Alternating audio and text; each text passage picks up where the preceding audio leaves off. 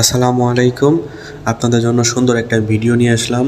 আমার ভিডিও স্ক্রিনে যে বিল্ডিংটা দেখতে পারতেছেন এটা হচ্ছে দ্য ইন্টারলেস ইন সিঙ্গাপুর।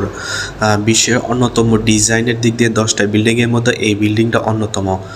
তো এই বিল্ডিংটা সুন্দরের দিক দিয়ে এত সুন্দরভাবে সাজানো হয়েছে যে মনে হচ্ছে যে একটা বিল্ডিংয়ের উপর আরেকটা বিল্ডিং বসিয়ে রাখা হয়েছে। ছোটোবেলায় যে খেলনা খেলছি মনে হয় একটার উপর একটা সাজিয়ে রাখছি, ঠিক সেভাবে বিল্ডিংটা সাজানো হয়েছে।